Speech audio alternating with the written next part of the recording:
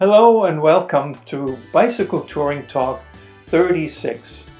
My name is George Schlacke, also known as The one and only. In this series, I'm taking you along as I am reliving my first ever extended bicycle tour. The last time we talked, I was in a hostel in San Crisanto on the Caribbean coast of the Yucatan Peninsula. After a delicious dinner and some good time with newfound friends, I got to sleep in a hammock for the first time. The night would have been very comfortable if it hadn't been for the mosquitoes that had somehow found their way into our cabana. Eventually, I wrapped myself into my sleeping bag to get a good night's sleep, which was alright due to the wind coming off the shore. The next day, I said goodbye to my friends Angela and Merida before joining two other German girls, I'll call them Ellen and Beate, on a tour to the San Crisanto Mangroves.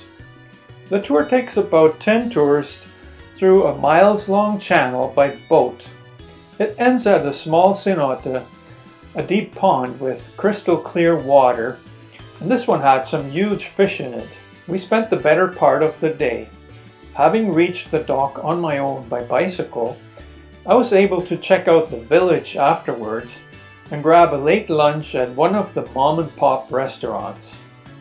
When I returned to the hostel, most of the friends I had just met the night before were either gone or preparing to leave. Angela and Britta had already taken a bus toward Cancun. The others were waiting for their ride back to the Merida hostel. The van from Merida eventually arrived, and I got to meet Susan, Klaus's mom. She was an attractive woman right around my age. She was running the hostel in Merida with her Mexican boyfriend. To my surprise, Susan was from Alabama. Klaus had grown up mostly with his dad in Germany, but had joined his mom in the hostel business. The van brought a few new guests, among them a young couple, Luz from Villahermosa and Jochen from Cologne, Germany. Once again, there was an excellent dinner that evening, which ended with a bonfire outside by the beach and a lot of beer and tequila. It turned out that Jochen was an engineer who was on assignment in Mexico for Pemex, the state-controlled oil company. He had met Luz only recently. The next morning started out with a swim in the clear ocean water, after which I was intent on leaving the hostel to continue my voyage. Things turned out differently when I decided to do some basic pre-trip maintenance on the bike, and realized that one of the spokes had broken on my rear wheel. What was I going to do now? I decided that I couldn't ride like this.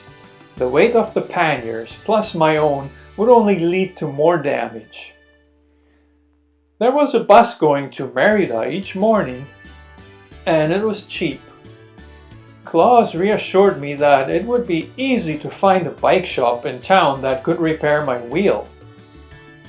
It took only a few minutes to remove the wheel from my bike and walk up to the road with it to catch a bus ride back to Merida. It was quite a change for me to be traveling by bus. The ride was enjoyable and took about an hour and a half.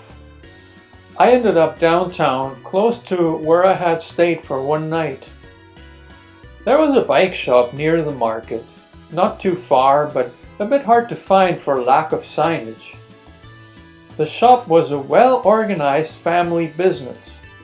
The lady who took my order assured me that my wheel would be fixed sometime later in the afternoon.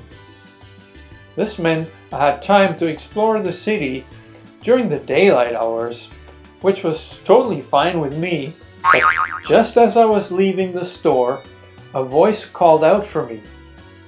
Senor, oye! I turned around and there was a bearded man who appeared to be inspecting my wheel. We can't fix that. Someone said in English. The problem was, once again, The wheel size, which had already caused me some grief months earlier when I couldn't find a proper tire in Veracruz. I had totally forgotten about it, but my 700C wheel needed spokes that were slightly longer than the 26-inch wheels that were common here. What now? I asked the mechanic if he knew of any shop in town that might carry the right spokes. His expression turned quite serious as he prepared to answer with a very convincing no. I was out of luck, it seemed. Then it dawned on me that I had a couple of spare spokes somewhere in one of my panniers which I had forgotten about. I had left it all at the hostel, beside my hammock. To say that I felt stupid would be an understatement. I must have looked devastated because suddenly the bike mechanic in front of me seemed to have a solution. We can do something, sir. He told me in English. Come back at 5. Still feeling like an idiot and wondering why I hadn't attempted to switch out the spoke myself at the hostel right away, I left the market and started wandering the streets. Somehow I was quite comfortable with the bike shop doing the repair, even as I suspected that they were going to use a spoke that didn't really fit. At the time, my skills for replacing spokes and truing the wheel were poor at best. I had tried to true an old wheel at home once, and the result had been so bad that the attempt had ended with a visit to a bike shop. I had to learn more about bike mechanics. I ended up spending a great day in Merida that even included a visit to Hostel Zocalo, the one that Susan was running. Several people I had met at the beach were hanging out in the lobby, and it was fun to see them again. The hostel was in an old building that had recently been renovated and appeared to be well cared for. I had the funny feeling that I might end up spending the night here if my wheel wasn't ready later that evening. Fortunately, that didn't happen. The wheel was good to go at 5, as promised. The mechanic had found a spoke that was longer than the one I needed and bent it at the end so that it hooks to the hub. It seemed like a good solution to me, and I left the shop happily, only 50 pesos lighter. I easily found my way back to the bus terminal, and before long boarded a bus back to San Crisanto. There was one minor problem, however. Hostel Zocalo was not in walking distance of the town, nor was there an official bus stop in front of it. I thought I could rely on the bus driver to know where it was located, but it turned out that he had no idea. I was on my own now, and it was pitch dark outside. Thinking I had recognized a landmark indicating close proximity to my destination, I asked to be let off. Minutes later, I was standing in the dark with my bicycle wheel in one hand and a camera bag around my neck, at the side of a deserted highway in the middle of nowhere, wondering which way to go. I was reasonably confident that the bus hadn't passed the hostel, so I took a chance and walked in the same direction. It didn't take long to adjust to the darkness, and after a few kilometers, I spotted the hostel sign. It was quiet at the main cabana. Most of the guests had left, including my cabana mate, the pirate. I sat down for some tortilla chips, a beer, and some conversation with the only 2 people present. Peter, a volunteer who was filling in for Klaus that night, and his girlfriend, Gail. Both were Americans who hadn't seen their home states for over a year. We just go to Belize on a day trip and get another 6 months visa on our re-entry to Mexico, Peter explained. A while later, I returned to my cabana, which I had to myself. The next morning started once again with some bike maintenance. This time I only had to install the wheel.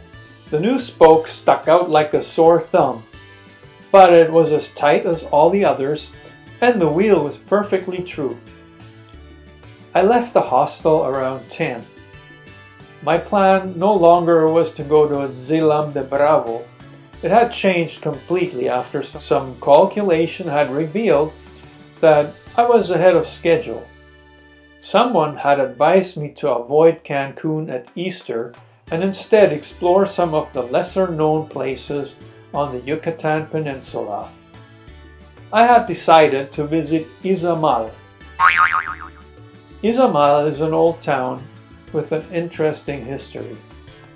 Pretty much all of its buildings are yellow. There's an old monastery that may still be among the biggest in the world.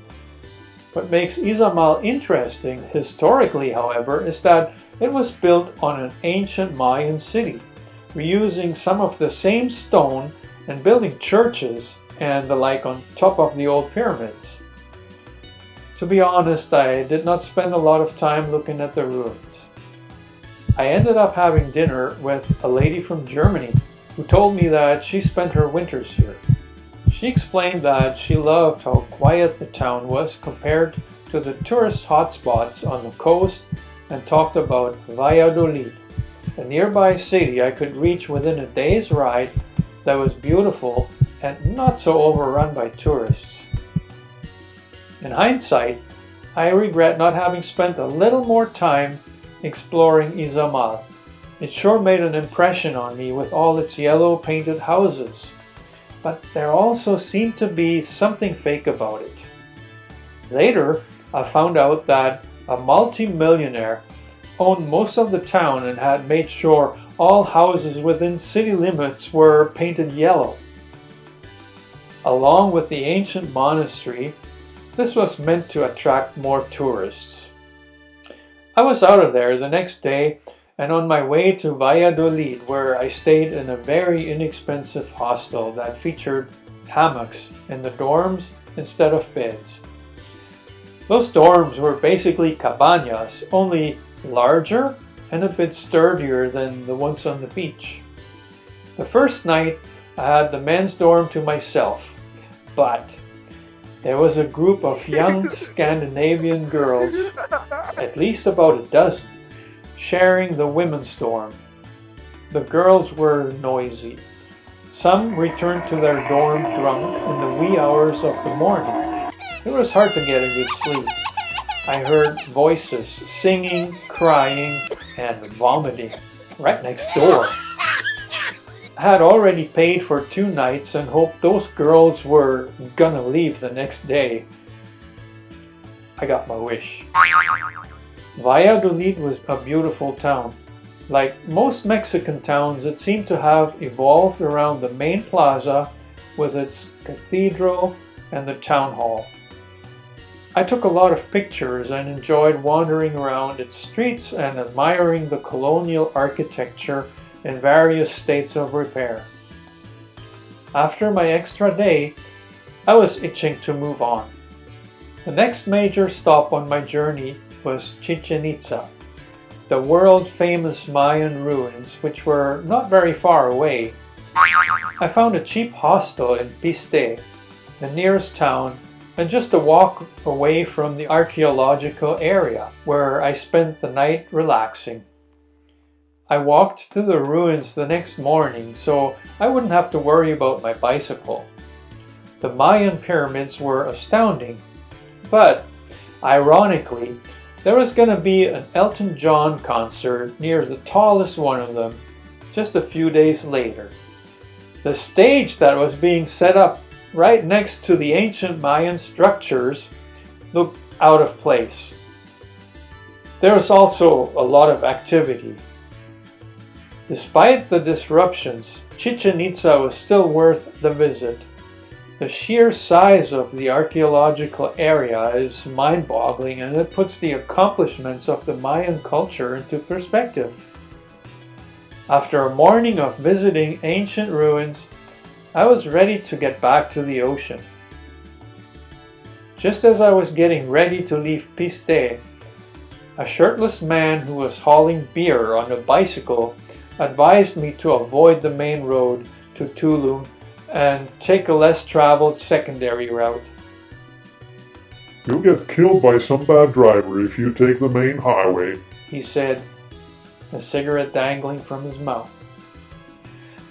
I liked the alternative he suggested, as it would lead me through some untouched jungle and a couple of villages that still held on to their Mayan roots. So I decided to follow his advice. It took 2 days to reach Tulum. During that time, I did not see many vehicles on the road. There were no obvious tourists. The villages I passed were quiet and untouched by commercial interests. I got to see some very old churches, taste some authentic traditional food, and enjoyed conversations with people who still speak Mayan most of the time. Mexico's history is alive in the rural parts of the Yucatan Peninsula. To this day, I am grateful for that discovery. The ride through the jungle also didn't disappoint. The road was a bit rough, but free of cars for all but a few. Some of the vegetation that could be seen gave the illusion that I was on a different planet. Especially the mangroves with their humongous root systems. I made a stop in Copa before reaching the coast. All I did there was eat, shower, and sleep. At the time I had no idea that Coba actually had a larger pyramid than Chichen Itza and was also the gateway to Quintana Roo's National Park. Attractions like those are always worth visiting, and a return to Coba remains on my bucket list to this day. Tulum, which I reached a day later, turned out to be a bit of a tourist trap, which is typical for nearly all places near the ocean. When I arrived in town, I realized that riding on the main highway, it would only take me 2 days to make it to Cancun. The deadline, my flight to Orlando, was still a week away. I made plans to stay in Tulum for 3 nights, then move on to Playa del Carmen and spend another 2 nights there. I'll tell you about my last days in Mexico very soon. But the adventures of this part of my journey brought one thing to light. I wasn't a very good bike mechanic. Even after having been a professional mechanic in other areas for a huge part of my life, I really had no clue about how to fix a bicycle.